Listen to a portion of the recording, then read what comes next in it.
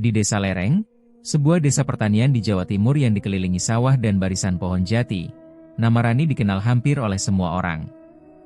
Bukan karena ia berasal dari keluarga terpandang, bukan pula karena kekayaan atau jabatan. Rani dikenal karena satu hal yang selalu menjadi bahan bisik-bisik warga, kecantikannya yang tak wajar. Usianya 27 tahun, usia yang bagi sebagian perempuan desa sudah dianggap lewat masa remaja. Namun pada Rani, waktu seolah berhenti. Kulitnya tetap halus dan cerah meski setiap hari terpapar matahari. Rambutnya hitam berkilau tanpa pernah terlihat kusam. Bahkan ketika ia berjalan menyusuri pematang sawah di siang hari, wajahnya tetap tampak segar, seakan keringat enggan menempel di tubuhnya. Rani itu beda, begitu kata para perempuan tua di desa. Ada nada kagum, tapi juga kecurigaan yang tak pernah diucapkan terang-terangan. Rani tumbuh sebagai anak bungsu dari keluarga sederhana. Ayahnya seorang buruh tani, ibunya penjual jajanan pasar. Sejak kecil ia sudah terbiasa hidup pas-pasan. Namun ketika beranjak dewasa, perubahan pada dirinya terjadi begitu perlahan, hingga orang-orang tak sadar kapan tepatnya Rani menjadi pusat perhatian. Ia bukan perempuan yang gemar berdandan berlebihan. Pakaiannya sederhana, bicaranya lembut, sikapnya sopan. Justru kesederhanaan itulah yang membuat banyak lelaki terpesona. Senyum Rani terasa hangat, tatapannya membuat siapapun merasa diperhatikan. Terlalu diperhatikan, bahkan tak terhitung lamaran yang datang. Dari pedagang, pegawai, hingga lelaki-lelaki beristri yang terang-terangan meliriknya. Semua ditolak Rani dengan halus. Ia selalu punya alasan, belum siap, masih ingin membantu orang tua, atau sekadar tersenyum tanpa penjelasan. Hingga suatu hari, Arif datang. Arif bukan lelaki yang mencolok. Tubuhnya kurus, wajahnya biasa saja, pekerjaannya sebagai teknisi listrik keliling desa. Ia jarang bicara banyak, lebih sering menunduk ketika berbincang. Tak ada yang menyangka Rani justru menerima lamaran lelaki itu. Yang penting baik dan tanggung jawab, kata Rani singkat ketika ibunya bertanya. Arif mencintai Rani dengan cara sederhana. Ia tak pernah bertanya mengapa begitu banyak mata memandang istrinya. Ia tak peduli bisik-bisik warga. Baginya, Rani adalah perempuan yang mau menerima hidup apa adanya. Hari pernikahan mereka tiba pada awal musim kemarau. Langit cerah, angin bertiup pelan, seolah alam ikut merestui. Rumah orang tua Rani dipenuhi tamu. Doa-doa dilantunkan, tawa bersahutan, aroma masakan bercampur dengan wangi bunga melati yang menghiasi pelaminan. Rani duduk sebagai pengantin perempuan dengan kebaya putih sederhana. Wajahnya tampak bersinar, namun ada sesuatu yang hanya bisa ditangkap oleh mata yang jeli. Senyumnya tidak sepenuhnya sampai ke mata. Beberapa kali ia menarik napas panjang, seolah dadanya terasa sesak. Tangannya dingin meski cuaca panas. Saat seorang tetangga memujinya, Rani hanya tersenyum tipis, lalu memalingkan wajah. Ibunya mengira Rani gugup seperti pengantin pada umumnya. Tak ada yang mencurigai lebih jauh.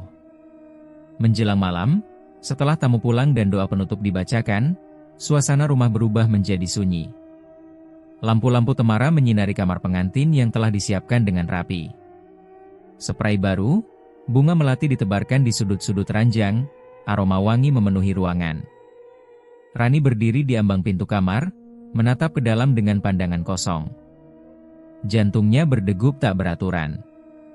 Ada perasaan tak nyaman yang sulit ia jelaskan, seperti seseorang yang tahu akan memasuki tempat yang tak seharusnya ia datangi. Arif memanggil namanya dengan lembut. Rani menoleh, tersenyum kecil, lalu melangkah masuk. Setiap langkah terasa berat, meski ia berusaha terlihat biasa saja. Di balik wajah cantiknya, ada kegelisahan yang sejak sore tak mau pergi. Ingatannya melayang pada hal-hal yang telah lama ia kubur dalam-dalam. Hal-hal yang tak pernah ia ceritakan pada siapapun, bahkan pada Arif. Malam semakin larut. Desa Lereng tenggelam dalam keheningan, hanya suara serangga dan angin yang menyapu daun jati. Di dalam rumah pengantin, lampu kamar masih menyala. Tak ada teriakan. Tak ada tangis. Hanya keheningan yang perlahan berubah terasa berat, menekan, seolah menyimpan sesuatu yang belum waktunya muncul. Rani duduk di tepi ranjang, menunduk, jemarinya saling meremas.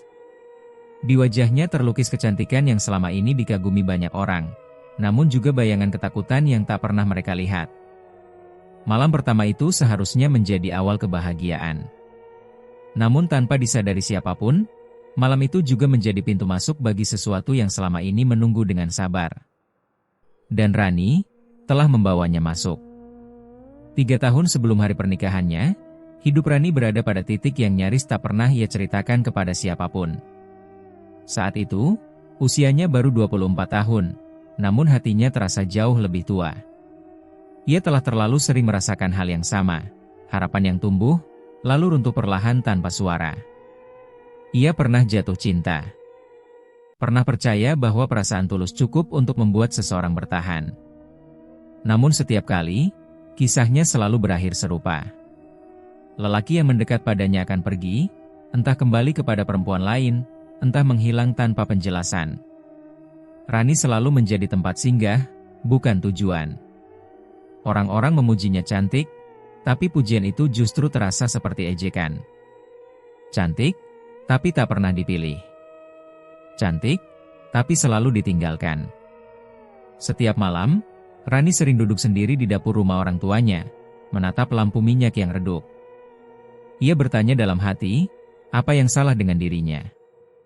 Apakah senyumnya kurang tulus? Apakah wajahnya tak cukup menarik? Atau ada sesuatu dalam dirinya yang membuat lelaki enggan menetap? Pertanyaan-pertanyaan itu menggerogoti pikirannya pelan-pelan, hingga suatu hari, sebuah bisikan datang dari luar dirinya. Bisikan itu bukan suara gaib, melainkan ucapan manusia. Seorang tetangga perempuan, setengah berbisik, setengah bergurau, pernah berkata, kalau cantik saja tidak cukup, mungkin perlu pagar gaib, enduk. Rani tertawa saat itu, namun kalimat tersebut menetap di kepalanya lebih lama dari yang ia duga. Butuh waktu berminggu-minggu sebelum akhirnya Rani memberanikan diri bertanya lebih jauh. Ia tidak langsung mencari dukun. Ia hanya mendengar cerita-cerita kecil, tentang perempuan yang mendadak laris, tentang wajah yang tak pernah layu, tentang pesona yang tak bisa dijelaskan dengan logika. Hingga suatu sore, dengan langkah ragu, Rani berjalan menyusuri jalan tanah menuju hutan jati di pinggir desa. Orang-orang menyebut tempat itu dengan nada rendah, seolah takut jika suara mereka terlalu keras. Di sanalah tinggal seorang dukun tua, yang namanya jarang disebut, tapi jasanya dikenal luas. Rumah dukun itu berdiri menyendiri, dikelilingi pohon jati tinggi yang membuat cahaya matahari sulit menembus tanah. Udara di sana terasa lembab dan dingin, meski hari sedang terik. Rani hampir berbalik pulang ketika melihat sosok lelaki tua itu duduk di beranda. Punggungnya membungkuk, matanya tajam meski usia jelas telah menggerogoti tubuhnya. Apa yang kau cari? Suara dukun itu serak, seolah telah lama menunggu. Rani gemetar. Namun langkahnya terlanjur maju.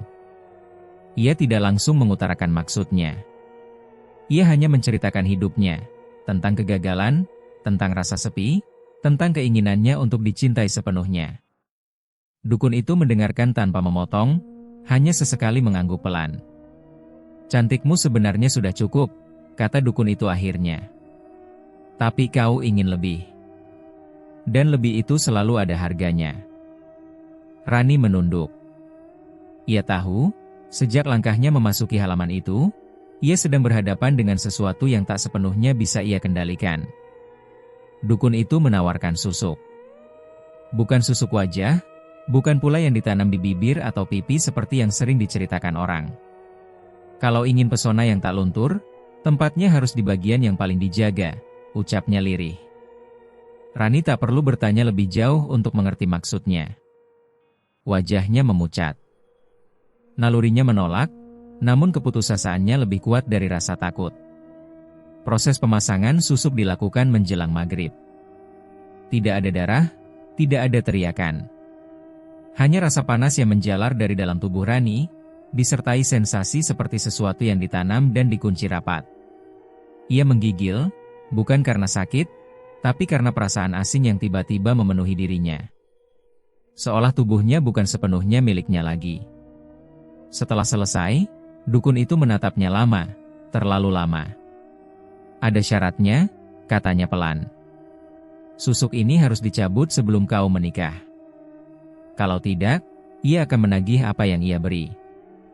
Rani mengangguk cepat. Saat itu, ia hanya ingin pergi, ingin keluar dari hutan jati itu dan melupakan semuanya. Hari-hari setelahnya, perubahan pada diri Rani terasa nyata. Orang-orang mulai lebih sering menoleh. Lelaki yang dulu acuh kini mencari-cari alasan untuk berbincang. Rani menjadi pusat perhatian, dan untuk pertama kalinya, ia merasa diinginkan. Namun bersama itu, muncul perasaan lain yang sulit ia jelaskan.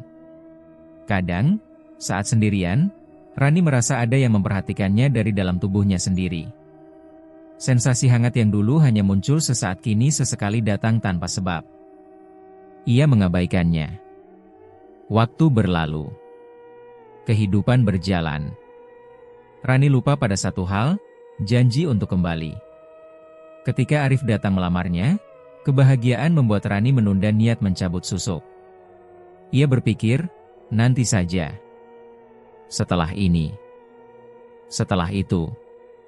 Selalu ada alasan. Hingga akhirnya, hari pernikahan semakin dekat, dan Rani tak pernah lagi menginjakan kaki di hutan jati itu. Susuk tersebut tetap berada di dalam dirinya. Diam, menunggu, menyimpan janji yang belum ditepati. Dan Rani, dengan senyum yang tetap cantik, tak pernah menyadari bahwa yang ia bawa menuju pernikahan bukan hanya masa lalu, melainkan sesuatu yang tak pernah lupa. Malam semakin larut ketika rumah pengantin itu akhirnya benar-benar sunyi. Lampu-lampu di ruang depan telah dipadamkan satu persatu. Hanya kamar pengantin yang masih diterangi cahaya kuning temaram, memantul lembut di dinding dan lantai keramik yang dingin. Arif duduk di tepi ranjang, mencoba mengatur napas. Ia bukan lelaki yang banyak pengalaman, dan kegugupan membuatnya canggung. Rani duduk tak jauh darinya, menunduk, jari-jarinya saling menggenggam terlalu erat. Sejak memasuki kamar, Rani lebih banyak diam. Senyumnya ada, tapi rapuh, seolah dipaksakan untuk bertahan. Beberapa menit berlalu dalam keheningan yang kaku. Lalu Arif mencium sesuatu. Awalnya samar. Tipis. Seperti bau selokan yang terbawa angin malam. Arif mengernyitkan dahi, menarik napas lebih dalam. Bau itu masih ada. Ia menoleh ke arah pintu kamar mandi yang tertutup. Mungkin dari kamar mandi, gumamnya pelan, lebih kepada dirinya sendiri. Rani tidak menjawab. Bahunya sedikit menegang. Arif bangkit, membuka pintu kamar mandi. Tidak ada yang aneh. Air bersih, lantai kering, tak ada saluran mampet. Ia menutup kembali pintu itu, merasa sedikit heran, tapi tak ingin merusak suasana.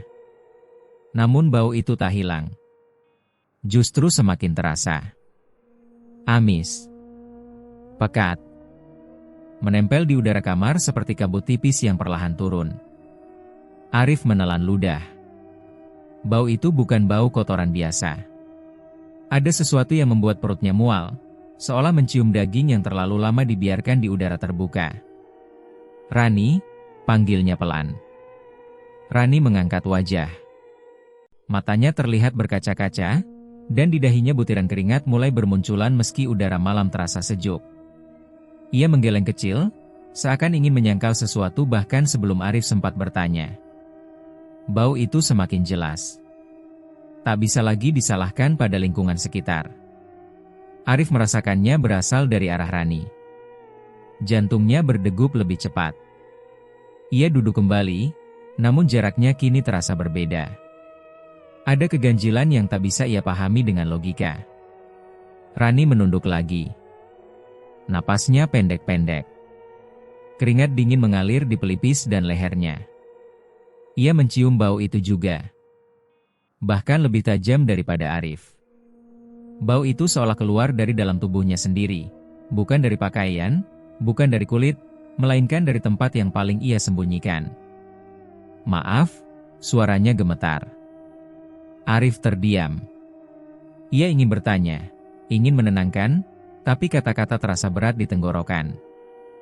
Bau itu kini memenuhi seluruh kamar. Bunga melati yang tadi sore harum, kini kalah oleh aroma busuk yang menusuk hidung. Rani merasakan dadanya sesak. Rasa panas merambat pelan dari perut bawahnya. Ingatannya berkelebat pada hutan jati, pada rumah tua yang lembab, pada suara dukun yang memperingatkannya bertahun-tahun lalu. Tangannya mulai gemetar. Ia menarik selimut, menutupi tubuhnya hingga ke dada, seolah kain itu bisa menjadi pelindung dari rasa malu dan takut yang menyesakan. Air matanya jatuh satu persatu, membasahi spray putih yang masih baru. "Aku nggak kenapa-kenapa, kan?" bisiknya lirih, lebih kepada dirinya sendiri. Arif mencoba tersenyum, meski wajahnya pucat. Ia mengangguk ragu. Dalam hatinya, kebingungan bercampur dengan rasa khawatir. Ia tidak marah. Ia tidak jijik. Yang ia rasakan hanyalah ketidakmengertian. Bau itu kini terasa hidup, seolah berdenyut bersama napas Rani. Setiap kali Rani menarik napas, aroma busuk itu semakin kuat. Setiap kali ia bergerak, udara kamar terasa makin berat. Rani memejamkan mata. Tubuhnya dingin, tapi bagian perut bawahnya terasa panas, bahkan nyeri. Bukan rasa sakit yang menusuk, melainkan tekanan yang aneh, seperti ada sesuatu yang mengembang perlahan dari dalam. Ia menahan tangis, menggigit bibir agar tidak bersuara. Malam itu seharusnya menjadi malam yang sakral, malam yang ia impikan sejak lama. Namun yang ia rasakan hanyalah kehancuran martabat dan ketakutan yang tak bisa ia jelaskan. Arif berdiri, membuka jendela kamar. Udara malam masuk, namun bau itu tetap tinggal. Seolah aroma tersebut bukan berasal dari udara luar, melainkan sudah menjadi bagian dari ruangan itu sendiri. Rani memalingkan wajah ke dinding. Ia tak sanggup menatap Arif. Rasa malu menusuk lebih dalam daripada rasa sakit di tubuhnya. Ia ingin waktu berhenti. Ia ingin malam itu berakhir tanpa harus menjelaskan apapun. Dalam keheningan itu, hanya terdengar suara napas Rani yang semakin cepat, dan detak jantung Arif yang terasa di telinganya sendiri. Malam pertama mereka tak diisi kata-kata manis. Tak ada tawa. Tak ada kehangatan seperti yang dibayangkan orang-orang desa. Yang ada hanyalah bau busuk yang terus bertahan, rasa takut yang menggantung di udara, dan seorang perempuan yang mulai menyadari bahwa sesuatu dalam dirinya telah bangun, sesuatu yang tak lagi bisa ia kendalikan. Dan di kamar pengantin itu, di bawah cahaya lampu yang semakin redup, Rani menangis dalam diam, menyadari bahwa kecantikan yang ia jaga selama ini mulai menagih harga pertamanya. Menjelang subuh, ketika azan belum berkumandang dan langit masih menggantung di antara gelap dan abu-abu, Rani terbangun dengan jeritan yang pecah dari tenggorokannya sendiri. Tubuhnya melengkung refleks. Kedua tangannya mencengkeram perut bagian bawah, seolah mencoba menahan sesuatu yang hendak merobek keluar dari dalam.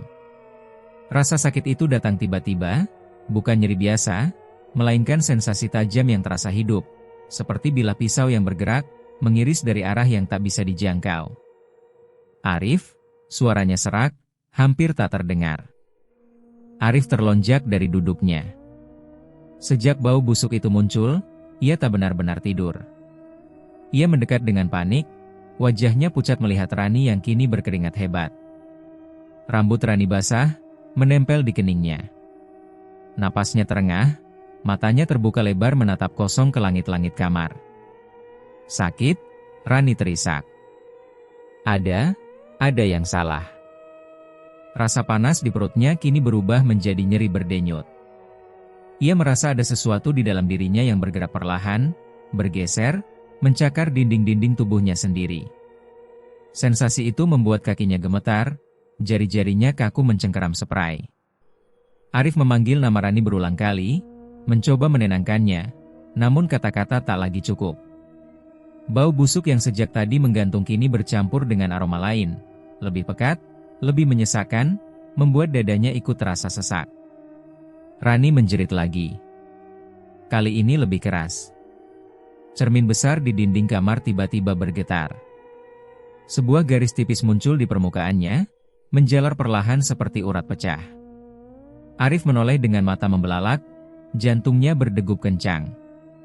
Ia belum sempat bereaksi ketika lampu kamar berkedip, redup terang, seolah listrik di rumah itu ikut terganggu oleh sesuatu yang tak kasat mata. Rani memejamkan mata, air mata mengalir deras di pelipisnya. Dalam kegelapan kelopak matanya, ingatan yang selama ini ia tekan muncul dengan jelas, hutan jati yang sunyi, rumah tua yang lembab, suara dukun yang rendah namun tegas. Ada syaratnya. Rasa sakit itu semakin menjadi. Bukan hanya fisik, tapi juga seperti tekanan dari dalam dada, rasa bersalah yang menumpuk dan kini menuntut untuk diakui. Rani menggigil hebat. Tubuhnya dingin, namun perutnya terasa seperti terbakar. Arif mencoba membantu Rani duduk, namun begitu Rani bergerak sedikit saja, rasa sakit itu meledak. Ia menjerit histeris, suaranya menggema di kamar yang tertutup rapat. Dari sudut kamar, udara tiba-tiba terasa berbeda. Lebih dingin. Lebih berat. Arif merasakan bulu kuduknya berdiri. Ia menoleh perlahan, napasnya tertahan. Tak ada siapapun di sana, hanya bayangan gelap yang menempel di sudut ruangan, lebih pekat daripada bayangan lain. Lalu terdengar suara itu. Lirih. Serak. Seperti tawa yang ditahan terlalu lama. Rani membuka mata. Wajahnya memucat ketika suara itu masuk ke telinganya, bukan dari luar, melainkan seolah berbisik langsung ke dalam kepalanya. Apa yang kau tanam? Kini meminta pulang. Rani menutup telinganya, namun suara itu tak berhenti. Bisikan tersebut berulang, pelan namun pasti, seolah mengucapkan kebenaran yang tak bisa lagi disangkal. Tubuhnya kejang, matanya melotot ketakutan. Bukan aku cuma mau dicintai. Rani menangis, suaranya pecah oleh rasa sakit dan ketakutan. Arif memeluk bahu Rani, meski tangannya ikut gemetar. Ia tak mengerti apa yang terjadi, tapi satu hal ia rasakan dengan jelas, ini bukan sakit biasa.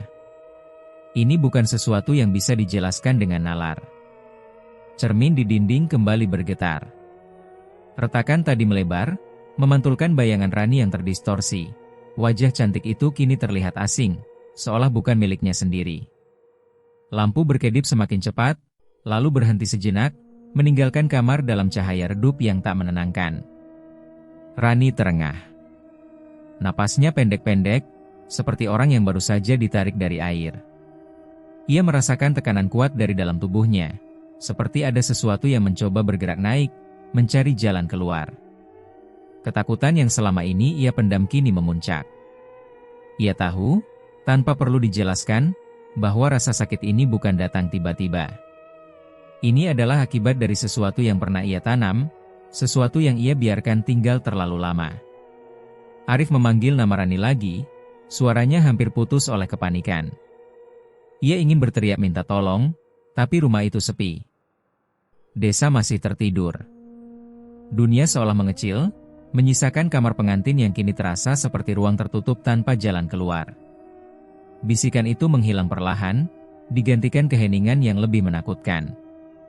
Namun rasa sakit di tubuh Rani tak berkurang. Justru semakin dalam, semakin menekan, seolah baru saja dimulai. Rani terkulai di pelukan Arif, tubuhnya lemah, matanya setengah terpejam. Keringat dingin membasahi wajahnya. Bau busuk masih bertahan, kini terasa lebih pekat, lebih menusuk, seakan menjadi pertanda bahwa sesuatu dalam dirinya telah terbangun sepenuhnya. Subuh semakin dekat. Namun bagi Rani, malam itu belum selesai. Rasa sakit yang tak masuk akal itu terus mencengkeramnya, dan di dalam keheningan kamar pengantin, ia mulai menyadari satu hal yang paling ia takuti. Tidak semua yang ditanam bisa dibiarkan pergi begitu saja. Rani menangis tanpa suara. Air matanya mengalir deras, bercampur dengan keringat dingin yang membasahi wajah dan lehernya. Tubuhnya terguncang oleh kejang-kejang kecil yang datang tanpa aba-aba, membuatnya sulit bernapas. Rasa sakit di perut bagian bawah tak lagi datang bergelombang, ia menetap, menekan, seolah sesuatu telah mencengkeram dari dalam dan menolak dilepaskan. Arif memeluk Rani dengan bingung dan panik. Tangannya gemetar, Dadanya naik turun cepat. Ia belum pernah melihat istrinya seperti ini. Perempuan yang selama ini tampak tenang dan lembut, kini terkulai dengan wajah pucat dan mata yang kehilangan fokus. "Rani, tolong bilang, ini kenapa?" Suaranya pecah. Rani membuka mulut, namun kata-kata seolah tertahan di tenggorokannya. Ia menggeleng pelan, lalu mengerang ketika rasa sakit kembali menghantam. Bau busuk itu semakin parah. Kini bercampur dengan aroma besi yang menusuk hidung, bau darah segar yang membuat Arif mual. Rani tahu ia tak bisa lagi bersembunyi. "Maaf," bisiknya akhirnya, hampir tak terdengar. "Aku bohong selama ini." Arif menegang. Ia menunduk, mendekatkan telinganya ke mulut Rani. "Apa maksudmu?" tanyanya lirih. Rani memejamkan mata. Setiap kata terasa seperti pisau yang harus ia telan sendiri. "Aku pernah pasang susuk." Arif terdiam. Kata itu menggantung di udara kamar, lebih berat daripada bau busuk yang kini memenuhi ruangan. Susuk. Kata yang selama ini hanya ia dengar dari cerita orang-orang tua, dari bisik-bisik yang selalu disertai rasa takut dan jijik. "Susuk?" Arif mengulang, suaranya nyaris tak keluar. Rani mengangguk lemah. Air matanya jatuh lagi. 3 tahun lalu. Aku putus asa.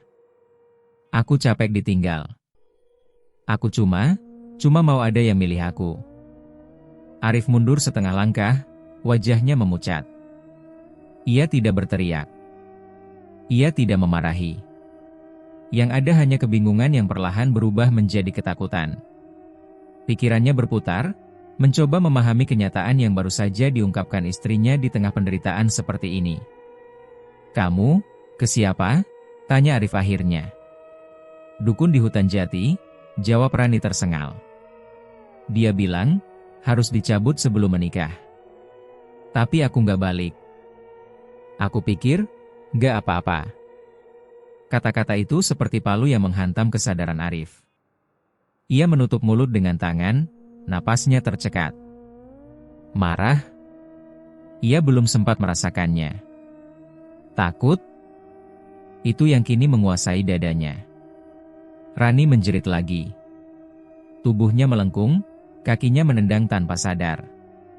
Spray putih yang masih baru kini ternodai noda gelap. Darah merembes, bercampur dengan cairan yang berbau menyengat, membuat Arif mundur dengan wajah pucat pasi. "Ya Allah," gumamnya.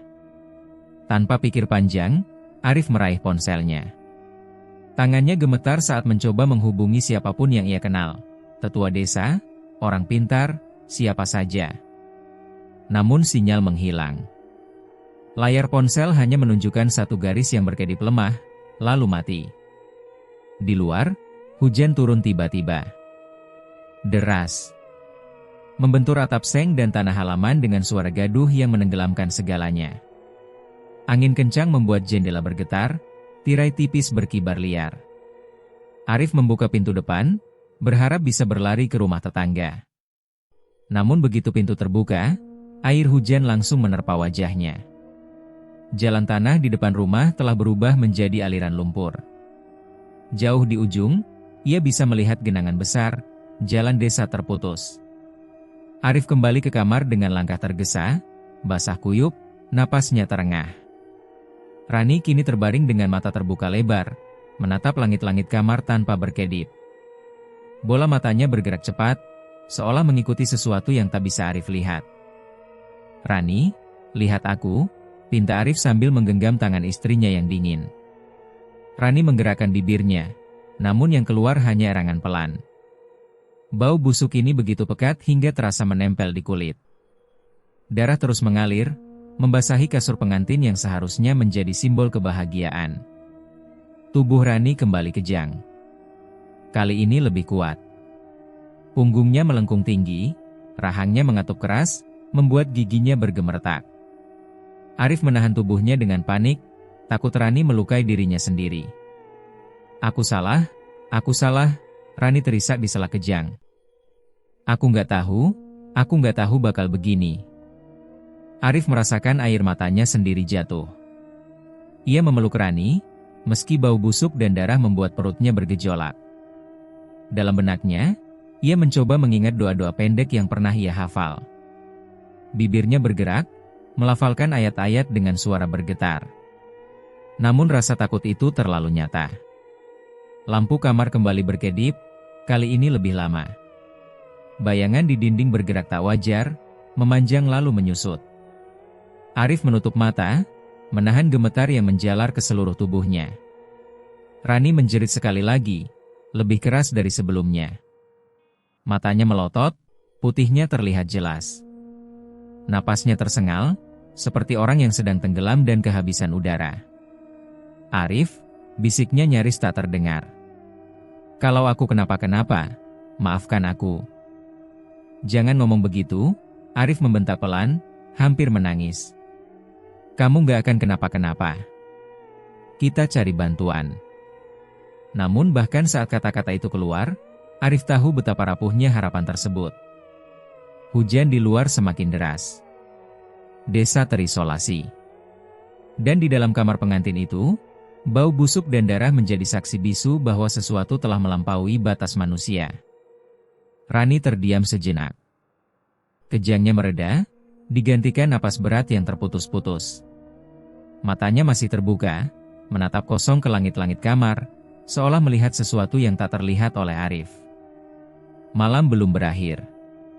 Dan pengakuan yang akhirnya terucap itu datang terlambat, terlalu terlambat untuk menghentikan apa yang telah terlanjur bangun di dalam tubuh Rani. Fajar belum benar-benar datang ketika jeritan terakhir itu pecah.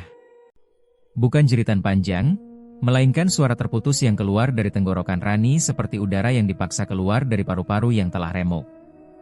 Tubuhnya menegang mendadak, lalu kaku seketika, seolah seluruh ototnya membatu dalam satu tarikan napas yang gagal dilepaskan kembali. Rani! Arif menjerit, suaranya serak dan patah.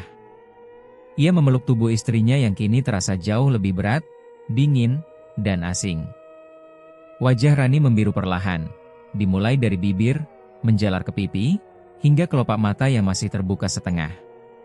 Tatapan itu kosong, tak lagi bergerak, tak lagi memohon. Napas Rani berhenti. Tak ada hembusan terakhir. Tak ada helaan pelan. Hanya keheningan mendadak yang menampar keras kesadaran Arif. Ia menempelkan telinganya ke dada Rani, berharap, meski sekecil apapun, masih ada detak jantung. Namun yang ia dengar hanyalah sunyi. Sunyi yang pekat, sunyi yang menelan seluruh bunyi lain di kamar pengantin itu.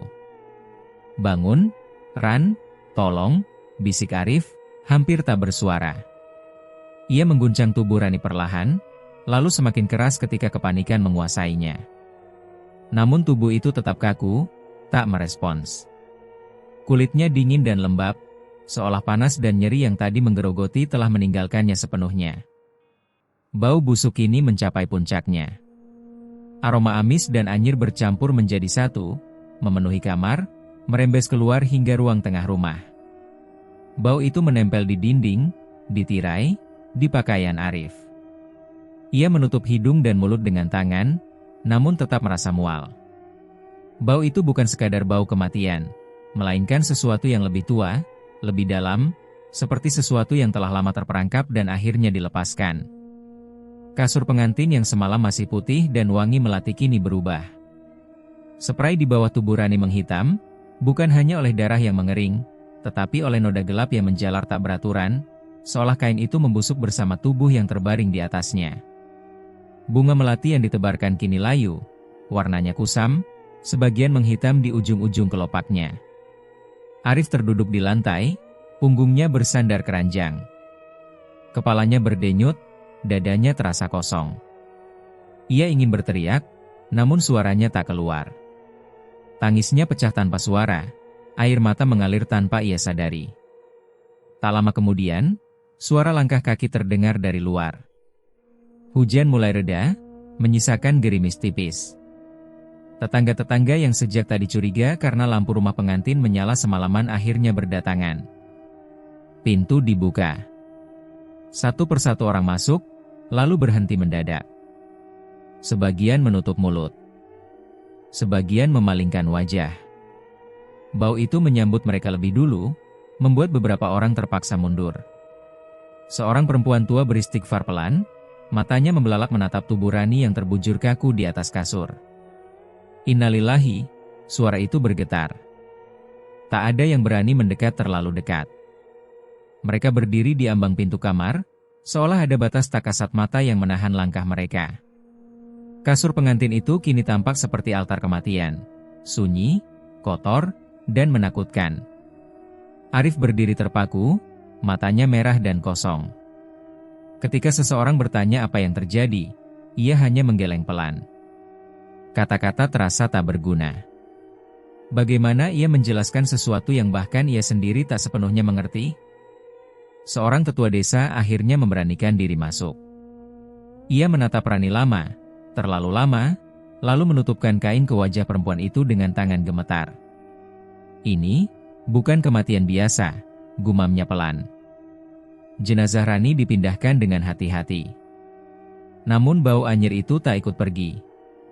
Bahkan setelah tubuh Rani dibawa keluar kamar, bau tersebut tetap bertahan, menggantung di udara, menempel di kasur, di lantai, di dinding. Hari itu, rumah pengantin menjadi sunyi. Tidak ada ratapan keras. Tidak ada jerit histeris. Yang ada hanya keheningan berat dan pandangan mata yang penuh pertanyaan, pertanyaan yang tak ada satupun berani mengucapkannya terang-terangan. Kasur pengantin dikeluarkan ke halaman, tapi bau busuk tetap mengikuti. Dicuci, disiram, bahkan dijemur seharian, namun aroma anyir itu tak pernah benar-benar hilang. Spray yang menghitam tak bisa kembali putih. Seolah kain itu telah menyerap sesuatu yang lebih dari sekadar darah. Malam harinya, Arif duduk sendirian di kamar yang kini kosong. Lampu temara menyinari bekas-bekas kejadian yang belum sempat ia rapikan. Ia menatap lantai tempat Rani sempat terbaring, dadanya sesak oleh penyesalan yang datang terlambat. Ia teringat senyum Rani. Tatapan mata Rani di malam pernikahan. Kecantikan yang selama ini ia kagumi, tanpa pernah ia pertanyakan asalnya. Kini semuanya berakhir di atas kasur pengantin. Kematian itu datang terlalu cepat, terlalu kejam, dan meninggalkan jejak yang tak bisa dihapus hanya dengan doa atau air mata. Bau busuk itu bertahan berhari-hari, menjadi pengingat bahwa sesuatu telah terjadi, sesuatu yang tak seharusnya dibawa ke dalam ikatan suci. Dan di rumah itu, di desa yang kembali tenang setelah duka, kasur pengantin tak pernah lagi dianggap sebagai simbol awal kebahagiaan. Ia menjadi saksi bisu kematian seorang perempuan, yang kecantikannya menuntut harga terakhir di saat yang paling tak seharusnya. Rani dimakamkan dengan cepat. Bukan karena keluarga tak ingin berlama-lama berduka, melainkan karena bau busuk itu tak kunjung hilang. Bahkan setelah tubuhnya dimandikan dan dikafani, aroma anyir masih menempel, membuat beberapa orang menahan napas saat mendekat. Doa-doa dibaca lebih singkat dari biasanya. Tidak ada iring-iringan panjang, tidak ada ratapan keras. Semua berlangsung seperti orang-orang yang ingin segera selesai dan pulang, seolah kematian Rani membawa sesuatu yang tak ingin mereka sentuh terlalu lama. Arif berdiri kaku di sisi makam. Wajahnya pucat, matanya cekung. Sejak malam kematian itu, ia nyaris tak tidur. Kepalanya terasa kosong, dadanya seperti berlubang. Ia mendengar doa-doa, namun tak benar-benar memahami kata-katanya. Tanah ditimbunkan. Batu nisan sederhana ditancapkan. Dan Rani, perempuan yang semasa hidupnya dipuja karena kecantikan, kini ditinggalkan sendirian di dalam tanah yang lembab. Hari-hari setelah pemakaman berjalan lambat bagi Arif. Rumah terasa terlalu besar dan terlalu sepi. Setiap sudut menyimpan kenangan yang kini berubah menjadi rasa bersalah. Ia masih menemukan jepit rambut Rani di meja rias, sisa bedak di cermin, dan aroma samar yang dulu ia anggap wangi. Namun yang paling mengganggunya bukan kenangan itu, melainkan bau. Malam Jumat pertama setelah pemakaman, Arif terbangun tiba-tiba. Keringat membasahi punggungnya.